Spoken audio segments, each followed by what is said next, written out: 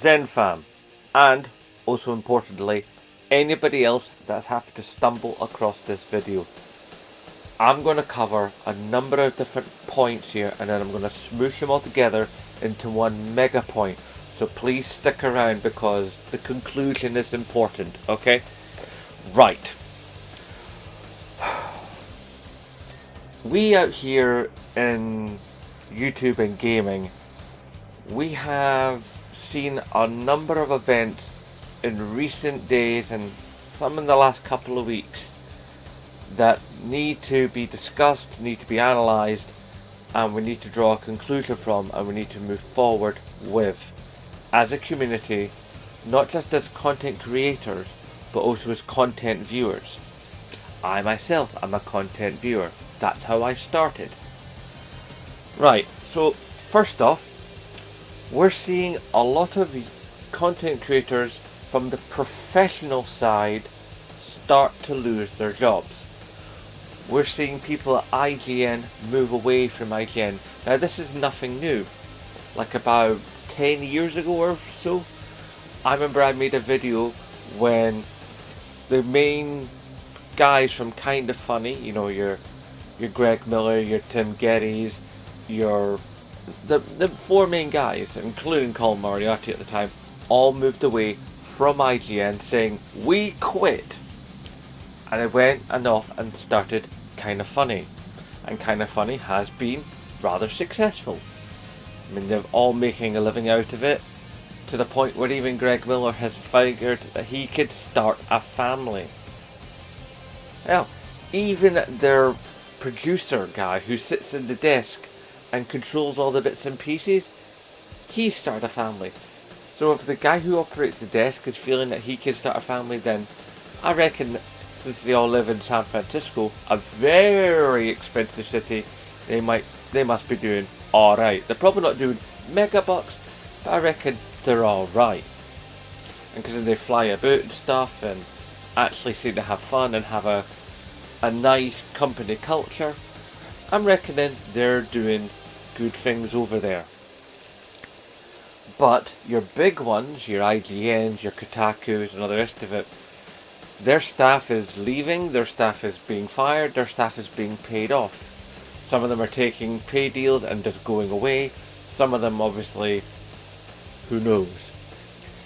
And I am kind of saddened by this in two ways. One, I'm seeing a lot of the internet going, "Ha ha, evil IGN is finally biting the dust.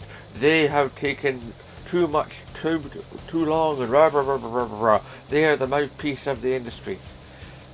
And while some of those points, yes, are valid, the problem is if IGN goes away, a lot of the big access and story points could go away. We won't get that kind of high level access to high level stories if there's not high level internet based journalism. I mean, okay, yes, IGN does do a lot of bumps, and there's a lot of advertising on the site. There's a lot of advertising on the fronts of their videos, on the starts of their podcasts. But that's how they pay the bills. Anybody that runs any kind of semi-professional level of content on any platform has to have advertising, because there's people there that need to be paid. When you look at IGN, it's not just a number of people who are on screen. There's writers galore. There's people who do there's researchers. There's game testers. There's game writers. There's people who don't appear on the website who are very much part of that website.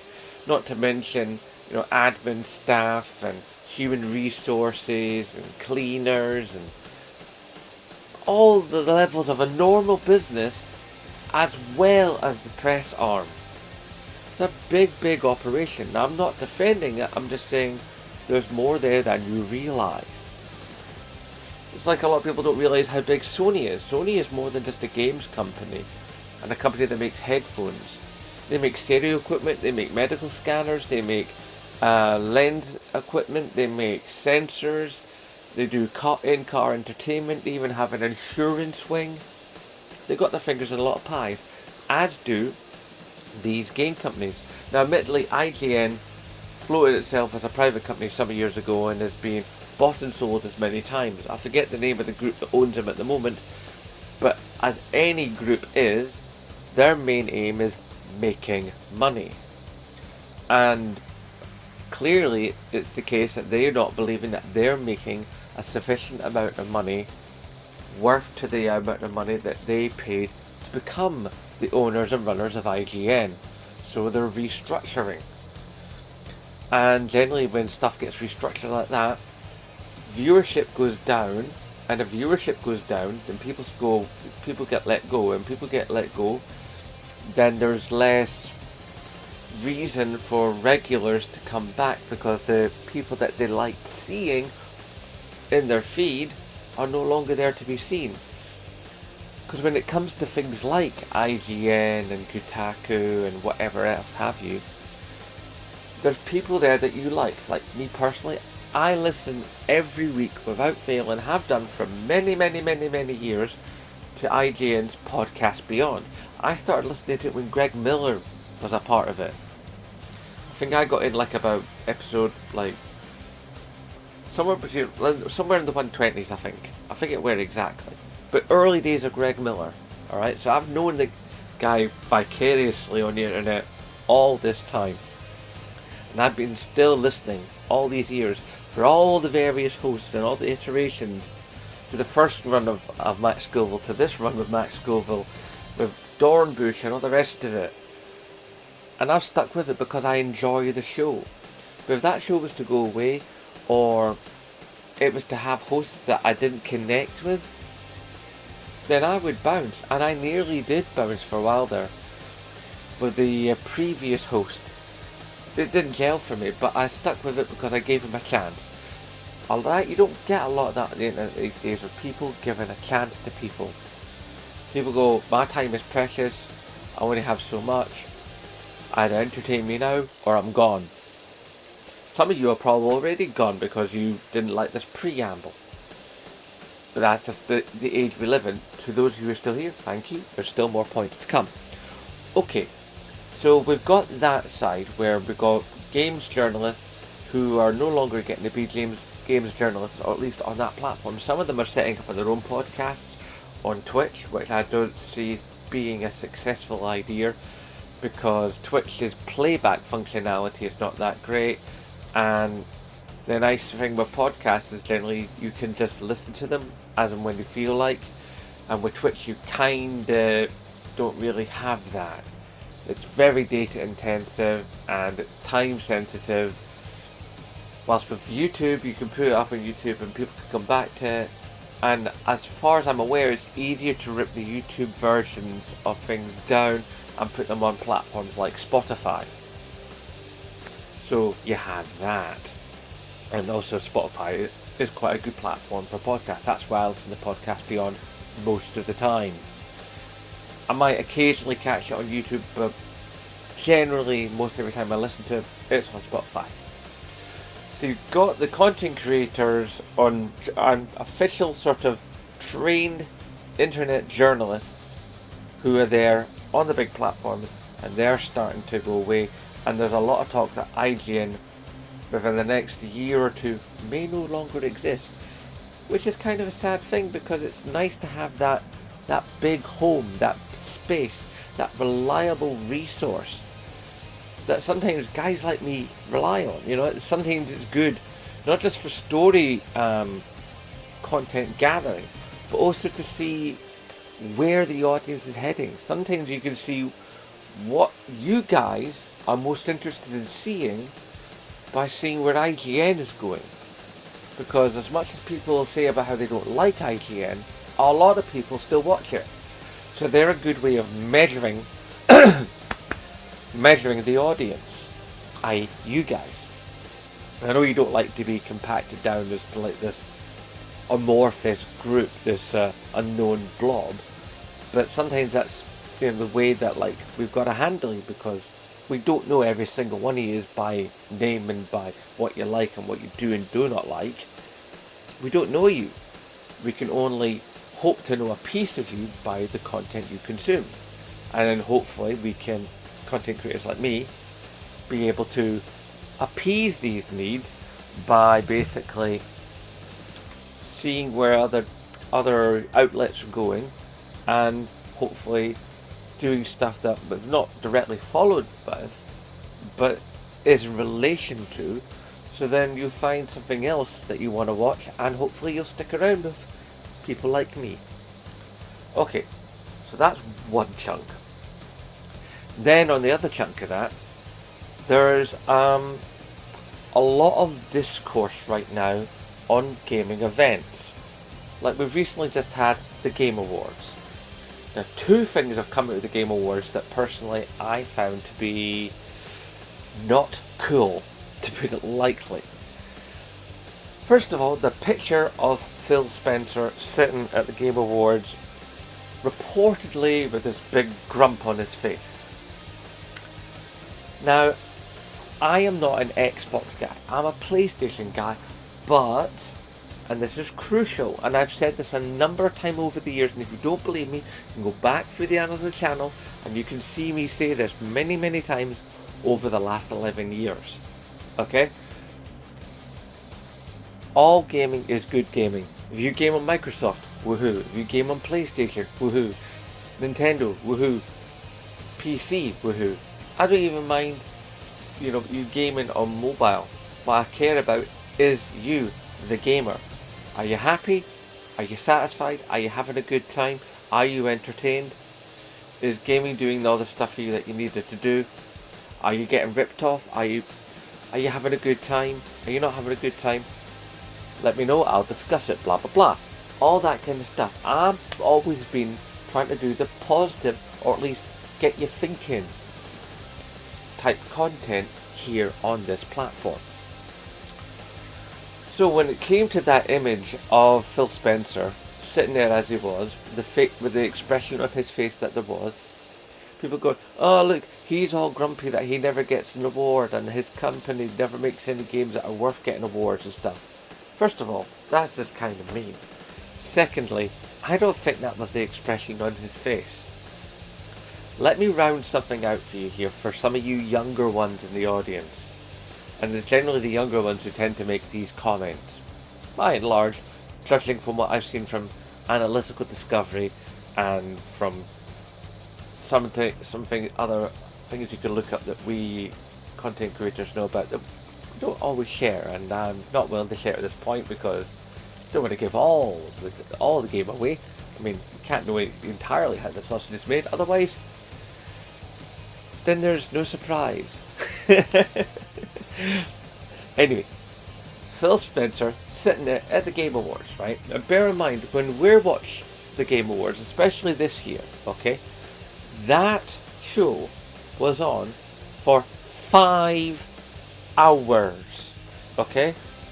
Now bear in mind that everybody in that audience had probably been in their seats for, I'm reckoning, at least an hour before that, while they're doing sound checks and they're doing seating arrangements, they're getting all the proper people in the proper places, telling you who's going to be up where and when, making sure that all the winners are ready to, not be too drunk and stuff, and have good positions so they can get to the winner's podium and get their award and have their speech and all the rest of it.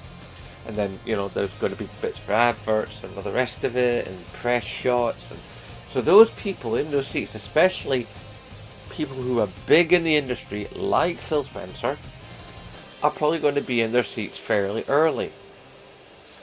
And because he's probably spent 6 hours in that chair, and guy's a bit older than me as far as I believe. I'm not entirely sure how old Phil Spencer is, but I'm sure he's older than me. Let me tell you, you spend that kind of time in one position on your bum, I'm sorry, but you're going to have a numb bum. You're going to be sore. You're going to be uncomfortable.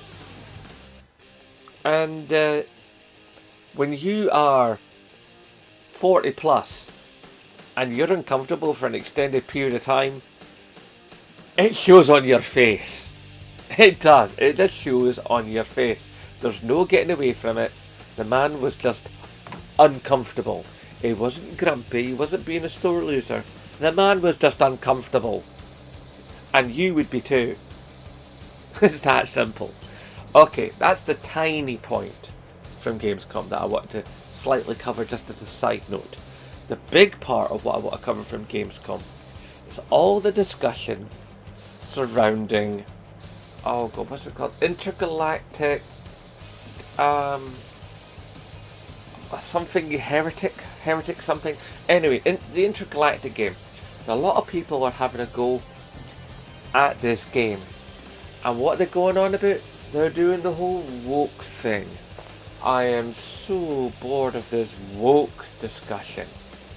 Every game that's come out is woke in some manner or another. And all these games that have been out for years, all of a sudden they're woke in some manner. It's a tired, boring, divisive, lazy, I hesitate to use the term narrative. It basically just, at this point, become clickbait. Clickbait is exactly what it is. It doesn't mean anything. It does, well, the word woke does have a meaning, and I've discussed that meaning here on the channel. For those of you that missed that video, the word woke, the term woke, its original meaning, okay, is being aware of the inbuilt biases of particular groups against other particular groups. So against people, against race, colour, creed, sexual orientation, sexual identity, that kind of thing. It's going like, I see this is happening because of this reason, from this group telling this group that they're not worthy and that they'll not get, you know, the same stuff that everybody else gets, because these people believe these other people to be lesser. So it's about being aware of when humans are treating other humans badly because they don't value them as humans. That is all that woke is. It's not about hair colour. It's not about people pretending to like be a different gender than what they are. If those people believe themselves to be a different gender, and they really honestly do, then if they find themselves happier identifying as another gender, then I say go for it, because we're only on this planet so long, and as long as you're not hurting anybody, and you're not forcing it down other people's throats, then go for it. Have at it. Make yourself happy as however you can, as long as you're not making other people unhappy. And I don't mean passively, I mean directly. If you're going like, I am this, and you will suffer for it, then that's wrong. If you're going, I am this, and I just want you to acknowledge that I'm this, I have zero problem with that. Zero problem. You're not causing any hate, you're not causing any problems, you're just trying to live your best life. Isn't that what we all want? To just try and live our best lives? Try and have what we have and make it as good as we can while we're here? Yeah. I mean, it's part of why I do this channel. I want to try and do whatever I can to make gaming and the gaming YouTube community better than where I found it when I started. I think that's a laudable goal. Anyway, so all these people have come out against this game going, oh look, it's woke, it's this, it's that, it's like it's box checking because the lassie's Asian and it's a lassie. Oh, she's shaved her head.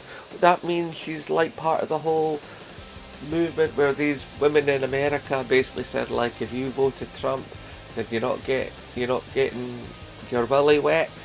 It's like, which I could kind of understand, but it's got nothing to do with that. The fact of the matter is, the game devs probably thought, hey, we made this character, and they probably tried out a number of hairstyles, and then probably somebody, one of the artists in one of the art meetings probably said, hey, what about you probably saw the character model without the hair and said, what about that?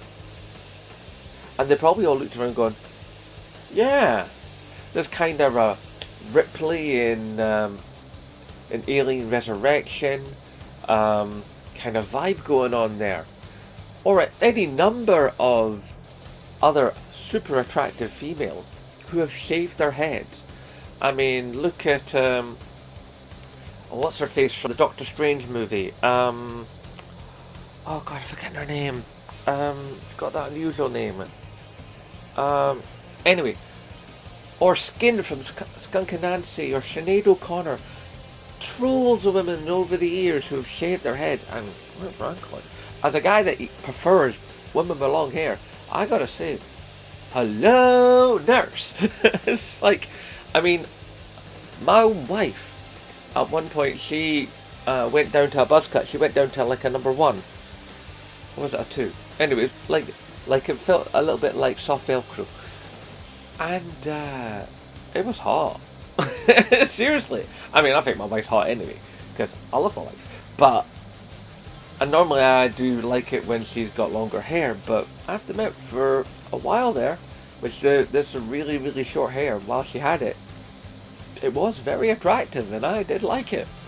Which I found surprising, because generally I do prefer the long, flowing hair. Although I think the best look my wife ever had was when she had the mohawk that I had to shave in for her. Yeah, I shaved in my wife's mohawk. I'm also the one that's coloured it purple for her. You know, well, I want my lassie to feel good about herself, and if that's what makes her feel good, then I want to help in that. So sue me, I love my wife. Whatever. Anyway, so they're all going on about how she's, you know, she's got the shaved head, and they're trying to claim because she's got a little bit of muscle tone and she's got a shaved head that she's not feminine. Really? You have such a narrow concept of femininity that you don't think a woman can be feminine unless she's got long, flowing hair? I mean, let's break this down. As far as I can tell, the character is a bounty hunter, okay, in space. So that probably means that that hairstyle she has, aside from the fact that she looks good, it's probably form over function. Or sorry, function over form, I mean. It's probably short because it's probably the safest thing. You know, you're trying to get into a spacesuit quickly, and if there's a hull breach and you've got an explosive decompression going on, you probably need to be able to get a spacesuit on pretty quickly. And it's harder to get a spacesuit on quickly if you're not trying to catch your hair in the helmet as it's coming down. Also, you're a bounty hunter, so probably being able to maintain a low profile, you know, a small shadow, and also have a good clean vision of view around you, probably not having a bunch of hair everywhere, is probably a must. And also, because it's neat, it's tidy, it's clean, it's probably easier to clean for infections if you get cut up in a fight and you've got bruises on your head and stuff. You need to be able to take care of those injuries because you're on your own. I can think of a number of things that, for someone in that line of work, a shaved head is probably the smart move. And it stylistically sets the character apart from other games. I mean, people always talk about Stellar Blade and how good that character looks. And yes, the Stellar Blade character does look very, very good. But it's a super idealized version of a female form, predominantly an anime female form. And as some people have begun to discuss in the last couple of years, when you look at anime, it's not Japanese, it's not Western, it's not even human. When you look at the structure of an anime character, what you're basically looking at is almost a feline structure, but as put onto a human model. You look at the nose, look at the eyes. Yeah, it's basically cat humans. I mean, almost Thundercats. So, we can take away this idea that femininity has one model. We can even take away this idea that femininity can only be described through manga or anime. We can take away this idea that, like, femininity can be described or prescribed by any one person or any one group. Human beings are a diverse bunch by nature. In fact, we should be a diverse bunch, because if we're not a diverse bunch, then we would kill ourselves off. We have to have diversity, because if there's not genetic diversity, then we would have died out as a species, because we would have had the same genes going around the same genes going around the same genes, and we'd have been too stupid to live. We'd have burned our cities down or something. We probably wouldn't have even made cities. We had to get complex enough to be able to actually make things and invent things to get to where we are now. No, admittedly, sometimes it feels like we're going backwards, but anyway. So diversity is good, not just genetically, but socially, mentally, physically, spiritually. The ability to believe or not believe in whatever we feel like. These are all important things of being human. And as humans, we create art. And our art is reflective of us. All of us. And games, as I have discussed in videos in the past, are art. Art, to my mind, is the expression of humans. Okay? Now, not all people will understand the expression, but not all people understand all people. So it would seem to be that like art is our primary form of communication aside from mathematics. And mathematics and art mesh together more times than you realise. So there's that to consider. Okay? So people then started saying like, oh, because she's overly muscular, therefore she's not a woman. People had that same complaint with Michelle Obama. There were a lot of incels and there were a lot of racists going like, oh, Michelle Obama is actually a bloke. Really? She's got 2 kids. 2 fine, young, grown-up women now, who have careers, wants and education and dreams of their own. And yeah, she's a mum, she's a wife. She just happens to like to work out a little bit and look after herself. And I used to study martial arts, okay? I knew some women who had some mighty fine muscle tone. It didn't make them anything less womanly. It didn't make them any more masculine. It just made them who they were. If you are out there and you're a bloke and you're not muscular, does that make you less of a bloke? Are you a bloke and you are more muscular? Does that make you more of a bloke? Of course not. So why should that be the standard applied to the women of this planet? Why do we say that like if you're a woman and you are displaying these characteristics, or you're not displaying another bunch of characteristics, that makes you less of the identity that society has placed upon your side of the species? You see, when you start to really break it down, how it all falls apart, it all becomes nonsense. And then when you get these people on YouTube going like, this is woke DUI nonsense, diversity and inclusion and all the rest of it, it's like, these are good things. These are good things. More voices, more points of view, ergo more realism to our video games, therefore making them more believable, more immersive, and therefore better products, because we get more invested in the story. They become, better games. If you're going to have something that looks as good as that trailer looked, and let's face it, it did look pretty. I mean, the lighting, the sound, it wasn't quite retrofuturism, but there was a little bit something about it that was like a science fiction film from like the late 90s. There was a lot going on there stylistically. And the more you make that look like it's actually achievable and real, and for a second you forget it's a video game and not like, like a real thing, that's stunning. So if you're going to have that level of world creation and artistic endeavour in just the looks, then by a logical extension, you want to make sure that the world and the characters that they exist in is also equally as believable and sucks you in to its own personal reality. Just stands to reason that, like, you're going to have this incredibly beautiful, detailed world and these incredibly detailed characters, beautiful or not, and the beauty obviously is in the eye of the beholder, then it's gonna be awesome. So people who are out there decrying that and like saying all kinds of uninformed and quite frankly nasty things about other people and about video games from a 2-minute teaser trailer, because we didn't really get to know anything about the game. We don't know what we'll be doing. We don't even know how we'll be doing it. We don't know if we're going to be a third person, a first person. We don't know if it's going to be turn-based. We don't know if it's going to be action-adventure.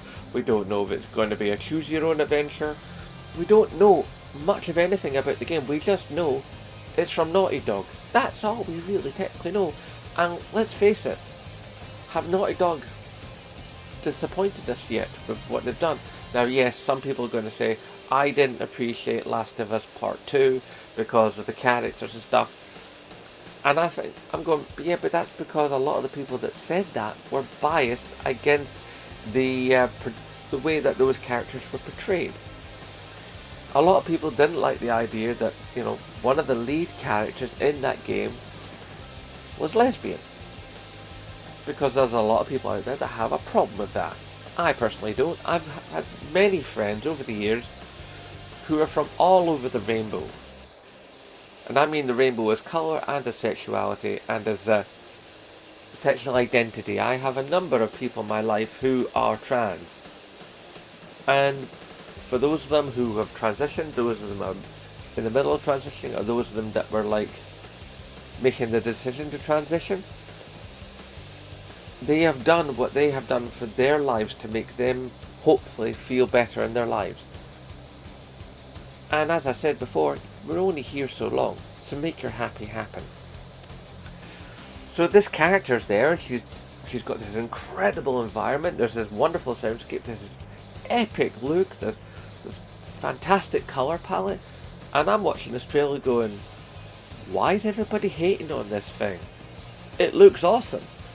The only reason to ever have any problem with a trailer like that at this stage in the game is the fact that it's telling us so very little, that we know so little about this game. I want to know more. That's the only problem I have with this, is I don't know what kind of a game it is to get hyped about. You know, that's the only problem. The what little I know. If I knew more, then that would be groovy. I don't know more, but another trailer will come out at some point, and then I will know more. And then, if from something in a deeper gameplay trailer, I get to know something more about the game that I don't like, then I'll be right back here on this platform telling you why I personally don't like it, and why you might not like it as well. But maybe the thing that I don't like, you do like, because you are individual humans. I kind of feel like that bit in Life of Brian. Yes, we are all individuals. Yes, we're all individuals.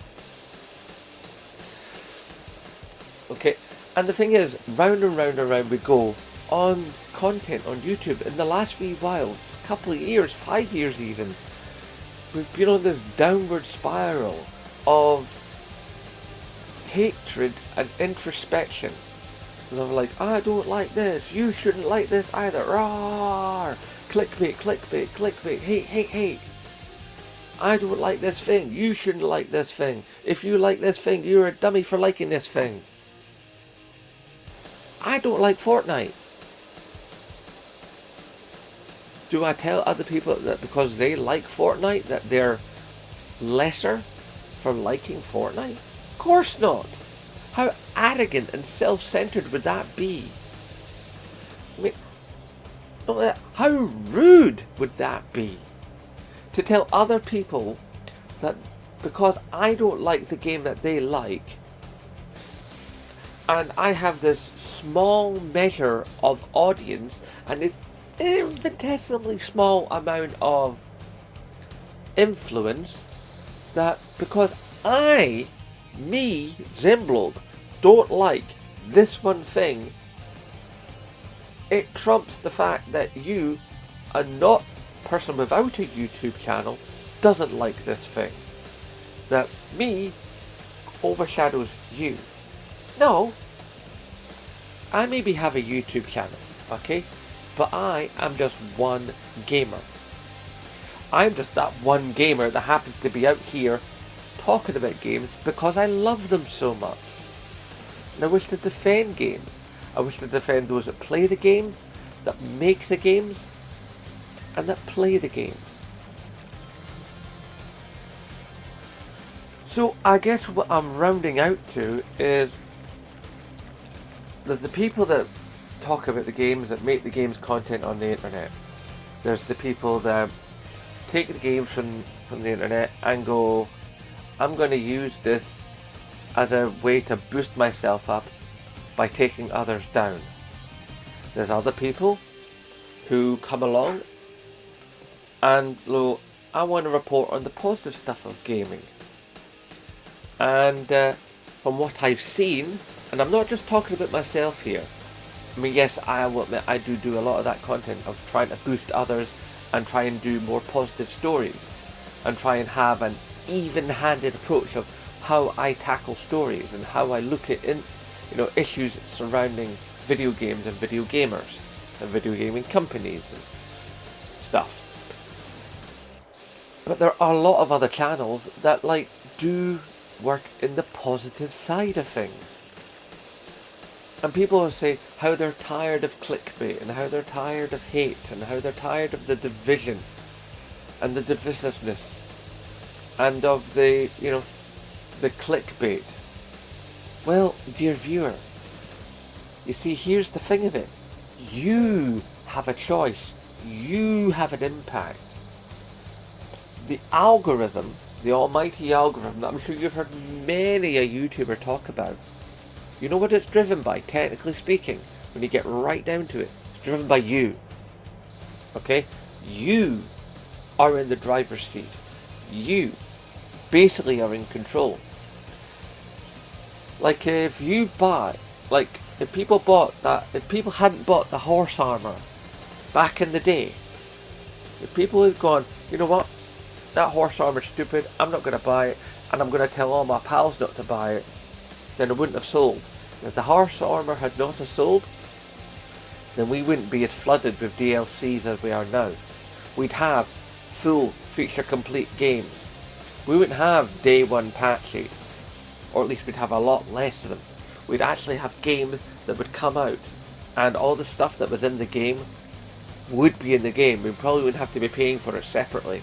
Microtransactions probably wouldn't exist if enough people back in the day hadn't of just thought, oh, what is it? 85 cents for a bit of horse armor? That's harmless. Click. That tiny little flap of the butterfly wing caused the tsunami we're in now. The tsunami where games are broken up. Let's not forget the whole pride and accomplishment. Let's not forget the loot boxes of Star Wars Battlefront, or the curse of having to buy football cards for football games that last a year, and then you have to go buy the next card, the next game, the next year, and start the cycle all over again. Nah.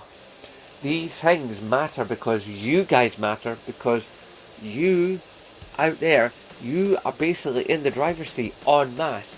As a community, as the viewers en masse, you technically drive the ship. You're important. Your voices are important. Your wallets are important. If you watch this content over here, and only this kind of content over here, then YouTube will go, the audience likes this content, more of this content, more of this content, more of this content, boom, boom, boom, boom, boom.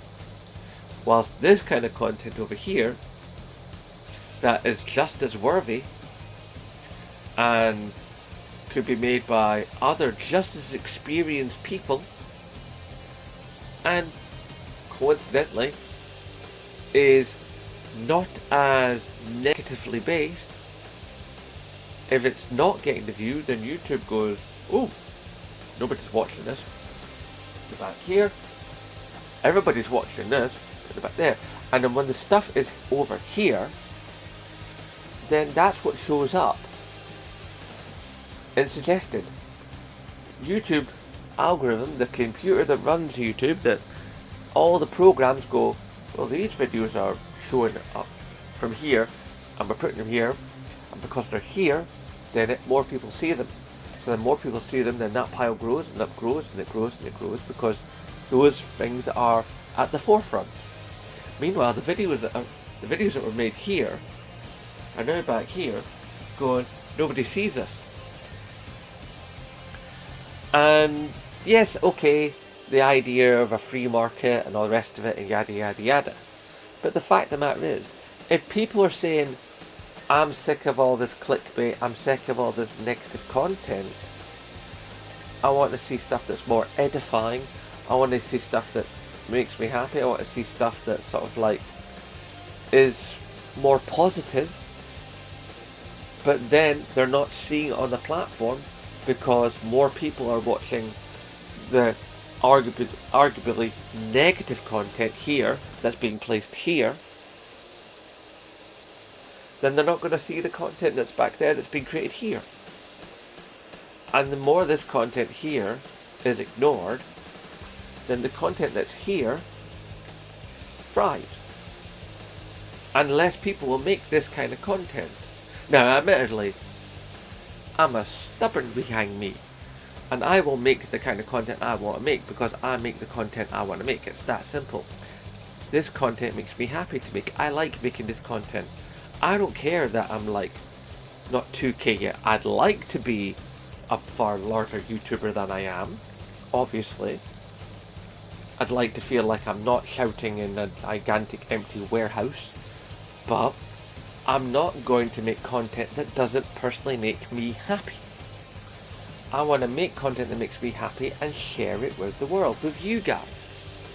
So, you have an impact. You have a decision to make out there as content users, okay? As the people that watch this stuff, that share this stuff. If you want content like this to come here, then what you need to do is watch less of this and more of this. And not only do you need to watch more of this, but you need to actively share it. Okay? Send it in an email to a friend, put it up on social media, on Twitter, Blue Sky, Tribal, Facebook, Instagram, any number of social media chat platforms. You know, if you're in a chat in a YouTube group for gaming or on Discord, you can take a video that's been made here and go, hey, I found this really interesting guy who's saying these really interesting things, and he's not belittling other channels, he's not belittling games, but he is talking in a manner that is actually interesting and is somewhat insightful and actually fun.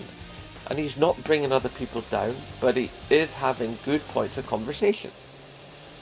And that's what I try to bring. I'm not saying I'm the best at it, but this content that I make comes from an honest place, I like to believe.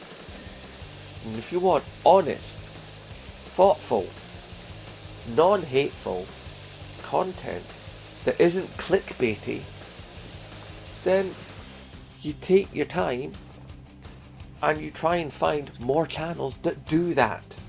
You take channels from this bucket and you watch them and you support them and you share them, and their influence will grow, and maybe maybe some of them will drop here.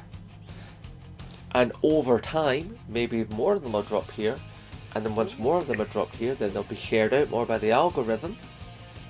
And more people will see those kinds of videos. And perhaps we'll have an even split, or at least something more approaching an even split, where the videos from here and the videos from here will both be here. And therefore we can have, a more representative ecosystem of gaming news, views, reactions and insights. And considering that IGN and Kotaku and the games magazines are all going away, slowly but surely, especially the games magazines, they're all but gone, then what we really have to do as a community, and I say this as someone that watches as much YouTube as the rest of you, in fact I probably watch a bit more, because I'm a content creator, so I'm always watching the content on the platform, because I need to see how the audience is reacting, and also I'm deeply interested and a little bit obsessed. I want to see good content. I want to see people making good content. I don't want to see people putting videos up where they're just reporting fakery, or where they're reporting negativity, or where they're misusing our wonderful language to put across a point of view that is basically coming from a place of hate and distrust and othering. I want to watch content that not only entertains, not only educates, but when I watch it, I don't feel like I've wasted my time. Unless, of course, I want to waste my time. And if I want to waste my time, then I'll waste my time. But then, if you're doing something you enjoy, and it makes you feel good, is it really a waste of time? And is that not part of the essence of gaming? So if we choose the entertainment form we love, as gamers, playing video games, then it should track that we choose the entertainment that we love and that we want to see, and that makes us feel good when we're watching YouTube content or any other form of gaming related media that's not directly the actual video game itself. Whew! I told you guys I was going to go deep with this one. I was going to bring a number of threads together. Okay? Obviously, I would very much love you guys to get typey down below. Let me know what you think. And, yeah. Hashtag support Scottish YouTubers. And of course, as always, nae bother.